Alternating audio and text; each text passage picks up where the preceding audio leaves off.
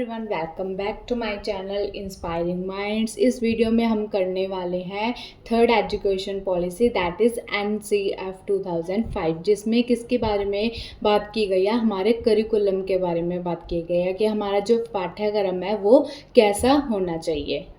और हम NCF को किसके रेफरेंस में पढ़ेंगे, जेंडर इक्वालिटी के रेफरेंस में पढ़ेंगे। तो सबसे पहले देखते हैं कि NCF होता क्या है। ठीक है, NCF किसके लिए बनाया गया था। तो जो हमारा NCF है 2005, ठीक है, NCF की फुल फॉर्म हमारे पास क्या है, नेशनल करिकुलम फ्रेमवर्क 2005। इसमें जो है NCF 2005 है वो कौन सा NCF है, फोर्थ NCF है। ठीक है, मतलब कि 4 NCF आ चुके हैं और फोर्थ वन हमारे पास NCF 2005 है। फर्स्ट जो NCF है वो कब आया था, तो 1975 में जो है फर्स्ट NCF बनाया गया था, मतलब करिकुलम फ्रेमवर्क बनाया गया था। फिर उसके बाद हमारे पास 1988 में सेकेंड फ्रेमवर्क आया था। थर्ड वन हमारे पास 2000 में आया था। देन 5 इयर्स बाद हमारे पास 2005 में नेशनल करिकुलम फ्रेमवर्क 2005 आया and it is very important from exam point of view and also for the teaching exams like CTET, PSTET, HTET all. Point हमारे पास क्या है, NCF 2005 वॉज पब्लिश्ड बाय, जो NCF 2005 है वो किसके द्वारा पब्लिश किया गया था, तो NCERT के द्वारा जो है पब्लिश किया गया था। ठीक है, NCERT की फुल फॉर्म क्या है हमारे पास, national council for education research and training. Means कि जो हमारे एजुकेशन में रिसर्च और ट्रेनिंग का काम under the chairmanship of professor Jaspal. ठीक है, कौन थे तब के चेयरमैन, तो प्रोफेसर जसपाल की जो चेयरमैनशिप में है NCF 2005 को पब्लिश किया गया था।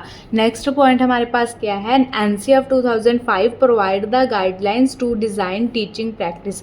जो NCF में किसकी बात की गई है कि जो हमें टीचिंग प्रैक्टिस है वो कैसे देनी है। ठीक है, हमारा सिलेबस कैसा होना चाहिए, हमारी जो टेक्स्ट बुक है उनको प्रिपेयर किया गया है। मतलब कि वैसे भी NCF का मतलब क्या है हमारे पास, कि हमारे करिकुलम का फ्रेमवर्क, हमारे पाठ्यक्रम का मीन्स हमारा सिलेबस कैसा होगा। ठीक है, कौन सी जो टीचिंग मेथड्स हैं हमें दिए जाएंगे, टेक्स्ट बुक्स कैसे प्रोवाइड करवाई जाएंगी। जैसे अगर हम जो पिछले 3 इसके जो पहले के NCF थे, NCF 2005 से जो पहले 3 NCF थे वो किसके ऊपर बेस्ड थे, हमारे पास बिहेवियरिस्टिक साइकोलॉजी के ऊपर बेस्ड थे। और जो NCF 2005 है वो किसके ऊपर बेस्ड है, तो कंस्ट्रक्टिविस्ट अप्रोच। मीन्स कि NCF 2005 क्या कहता है कि बच्चा खुद अपनी कंस्ट्रक्टिव को क्या करेगा, नॉलेज करेगा। ठीक है, ट्रायल एंड एरर मेथड से, मतलब कि खुद कर क्या सीखेगा। ठीक है, कि उसकी जो कॉग्निटिव स्किल्स है उसे हमें क्या करना है, डेवलप करना है। नेक्स्ट हमारे पास क्या है, the main aim of NCF 2005 is to reduce the curriculum burden. और अगर मेन एम की बात की जाए NCF की, तो उसका क्या था कि करिकुलम का बर्डन जो है वो कम किया जाए। हमें करिकुलम को क्या बनाना है, फ्लैक्सीबल बनाना है according to the children's abilities and needs. Next हमारे पास क्या है, NCF 2005 is translated in 22 language. और जो NCF 2005 को कितनी लैंग्वेज में जो है ट्रांसलेटेड किया गया है, तो इन 22 लैंग्वेजेस में ट्रांसलेटेड किया गया है, जो 17 स्टेट्स के सिलेबस को क्या करता है, इन्फ्लुएंस करता है। अब हम NCF 2005 को किसके रेफरेंस में डिस्कस करेंगे, जेंडर इक्वालिटी के। मतलब कि जेंडर इक्वालिटी के रेफरेंस में NCF ने क्या क्या जो है सजेस्ट किया है। तो NCF 2005 के अकॉर्डिंग इम्फेस किसके ऊपर कर रहा है, importance of gender equality and justice in education. कि NCF 2005 हमें क्या कहता है कि जो एजुकेशन में है वो क्या होनी चाहिए, इक्वालिटी होनी चाहिए और जस्टिस होना चाहिए। Advocating for a curriculum that addresses gender bias and stereotype. और हमें क्या करना है, उस करिकुलम के बारे में भी जानना है कि जिससे जो है जेंडर बायसनेस आती है, स्टीरियोटाइप आती है, ताकि हम क्या कर सके, उसको जो है कम कर सके। ठीक है, मिटा सके कि ऐसी बातें जो बायसनेस है वो नहीं होनी चाहिए हमारे करिकुलम में। It aims to ensure all the student regardless of their gender receive a quality education and have equal opportunities. और NCF 2005 क्या इंश्योर करता है कि सभी स्टूडेंट्स को क्या मिलनी चाहिए, एक क्वालिटी एजुकेशन मिलनी चाहिए, इक्वल अपॉर्चुनिटीज़ मिलनी चाहिए regardless of their gender. Means कि जेंडर के आधार पर क्या करना, भेदभाव नहीं करना, ठीक है। उन्हें क्या देनी है, क्वालिटी एजुकेशन देनी है। क्वालिटी एजुकेशन मीन्स कि एजुकेशन जिसमें जो है उनकी क्वालिटीज़ क्या हो रही हैं, डेवलप हो रही हैं, ठीक है। उनकी ओनली फिजिकल नहीं, कोग्निटिव, इमोशनल सभी क्वालिटीज़ क्या हो रही हैं, डेवलप हो रही हैं और उनको जो है इक्वल अपॉर्चुनिटीज़ मिल रही हैं। जैसे फर्स्ट पॉइंट हमारे पास क्या है, एड्रेसिंग जेंडर बायस, ठीक है। हमें क्या करना है, जेंडर बायस को एड्रेस करना है। क्यों करना है, क्योंकि जो जेंडर बायसनेस है वो किसके ऊपर जो है मतलब करता है, इम्पैक्ट करता है, तो वो चाइल्ड के एक्सपीरियंस पे ऊपर जो है इम्पैक्ट करता है। तो हमें जेंडर बायसनेस को क्या करना है, मिटाना है, ताकि जो है कोई क्लासरूम में जो है किसी भी तरीके की जो है बायसनेस ना हो सके। नेक्स्ट हमारे पास क्या है, integrating gender perspectives. The framework encourage the integration of gender perspectives into the curriculum, ensure that all the subject and topics reflect the diversity of gender experience. हमें जो जेंडर के टॉपिक को, जेंडर इक्वालिटी के topic को किस में पढ़ाना है, सिलेबस में पढ़ाना है। बहुत से टॉपिक इससे रिलेटेड तैयार करना है, ताकि जो बच्चा है वो क्या कर सके, डिवर्सिटी के बारे में जान सके, ठीक है। डिवर्सिटी के बारे में जान सके और अपने जो विचार है उनको बदल सके, उनका जो है एक्सपीरियंस कर सके, ठीक है, इक्वालिटी को पढ़ सके। नेक्स्ट हमारे पास थर्ड वन क्या है, टीचर ट्रेनिंग, ठीक है। टीचर ट्रेनिंग में हमारे पास क्या है, एनसीएफ जो है हाईलाइट्स करता है इंपॉर्टेंस ऑफ टीचर ट्रेनिंग की।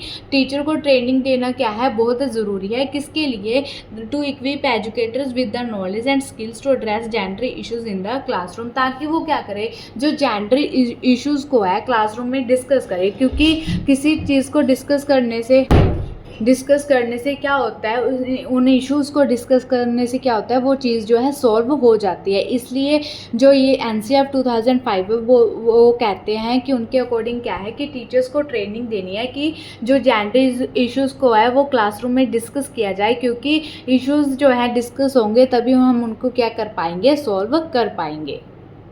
नेक्स्ट हमारे पास फोर्थ पॉइंट क्या है, करिकुलम डेवलपमेंट, कि हमें एनसीएफ 2005 के अकॉर्डिंग करिकुलम की क्या करनी है, डेवलप करना है, करिकुलम को फ्लैक्सिबल बनाना है। The framework encourage the development of curriculum material that are free from gender stereotype, जो किससे फ्री होना चाहिए, किसी भी प्रकार की उसमें जो जेंडर स्टीरियोटाइप्स नहीं होने चाहिए कि बॉयज़ के लिए अलग चीज़ें आई जाएंगी, ठीक है, मतलब अलग सब्जेक्ट्स पढ़ाए जाएंगे और गर्ल्स को अलग सब्जेक्ट पढ़ाए जाएंगे। तो जेंडर स्टीरियोटाइप ऐसा कुछ नहीं होना चाहिए। जो है हमारे करिकुलम में फ्लैक्सिबल होना चाहिए कि जैसा बच्चे का इंटरेस्ट है, ठीक है, जैसा वो जो है सब्जेक्ट्स रखना चाहते हैं, जैसे एजुकेशन जो है लेना चाहते हैं, वैसी ही एजुकेशन उन्हें प्रोवाइड करवाई जाए। इससे क्या होता है कि प्रमोट, और वो कहते हैं कि हमें प्रमोट करना है किसको, पॉजिटिव इन्वायरमेंट को, किसमें, एजुकेशन में, कि एजुकेशन का अगर पॉजिटिव इन्वायरमेंट होगा तभी क्या हो सकेगी, जेंडर इक्वालिटी वहाँ प्रमोट हो सकेगी और जेंडर स्टीरियोटाइप, जेंडर बायसनेस क्या हो सकेगी, खत्म हो सकेगी। नेक्स्ट हमारे पास क्या है, fifth one point, focus on critical thinking. किसके ऊपर फोकस किया गया है, क्रिटिकल थिंकिंग के ऊपर फोकस किया गया है। NCF 2005 emphasis the development of critical thinking, किसकी डेवलपमेंट की तरफ जो है इम्फेस कर रहे हैं, क्रिटिकल थिंकिंग स्किल्स की, दैट अलोज, जो कि स्टूडेंट्स को क्या करती हैं, इलोज करती हैं कि वो एनालाइज कर सके किसको, जो चैलेंजेस उनके सामने आ रहे हैं जेंडर स्टीरियोटाइप, जेंडर इक्वालिटी को लेकर, उनको क्या कर सके, एनालाइज करके उनके बारे में सोच सके और जो है डिसीजन ले सके, ताकि वो जो है जेंडर इक्वालिटी है वो प्रमोट हो, इनहांस हो, और जो जेंडर स्टीरियोटाइप हैं, ठीक है, उनको क्या किया जा सके, रिमूव किया जा सके। नेक्स्ट हमारे पास क्या है, इंक्लूसिव लर्निंग इन्वायरमेंट। एनसीएफ क्या कहता है, एनसीएफ 2005 के अकॉर्डिंग कैसा लर्निंग इन्वायरमेंट होना चाहिए, तो इंक्लूसिव होना चाहिए। मीन्स कि किसी भी स्टूडेंट में किसी भी तरह के जो है भेदभाव नहीं होना चाहिए, ठीक है, चाहे वो डिसेबल्ड चिल्ड्रंस है, चाहे वो जो नॉर्मल चिल्ड्रंस है, किसी भी तरीके का हमें भेदभाव नहीं करना। उन्हें क्या देना है, इंक्लूसिव लर्निंग इन्वायरमेंट देना है। The framework create an inclusive learning environment where all the students feel safe, मतलब सभी बच्चे जो हैं सेफ फील कर सकें, ठीक है, रिस्पेक्टेड और वैल्यूड कर सके। जेंडर के अकॉर्डिंग उन पर जो है किसी भी तरीके का भेदभाव नहीं करना और उन्हें क्या देना है, एक सेफ इन्वायरमेंट देना है, ताकि उनकी जो लर्निंग है वो क्या हो सके, इम्पैक्टफुल हो सके, अच्छी हो सके। नेक्स्ट हमारे पास क्या है, use of text books. NCERT 2005 के अकॉर्डिंग हमें किसका यूज़ करना है, टेक्स्ट बुक्स का यूज़ करना है। जैसे NCF 2005 highlights the role of textbooks in promoting gender equality and encourage the use of a textbook। उन्होंने क्या बोला है, NCF 2005 के अकॉर्डिंग जो टेक्स्ट बुक है उनमें भी किसको शामिल किया गया है, जेंडर इक्वालिटी के टॉपिक को शामिल किया गया है। और वो क्या कहते हैं NCF 2005 की टेक्स्ट बुक का यूज़ करके आप बच्चों को क्या कर सकते हो, एजुकेशन को क्या कर सकते हो, प्रमोट कर सकते हो कि वो जेंडर इक्वालिटी को पढ़े, ताकि बच्चे जो हैं उसके बारे में जाने और जेंडर इक्वालिटी को अपनी लाइफ में भी अपना सके, ताकि किसी भी प्रकार का जो है भेदभाव ना हो। ये था हमारे पास NCF 2005 with reference to gender equality. अगर आपको ये वीडियो अच्छी लगी हो तो चैनल को सब्सक्राइब कर ले, वीडियो को शेयर कर दें, लाइक कर दें, कमेंट कर दें। Thank you, have a nice day.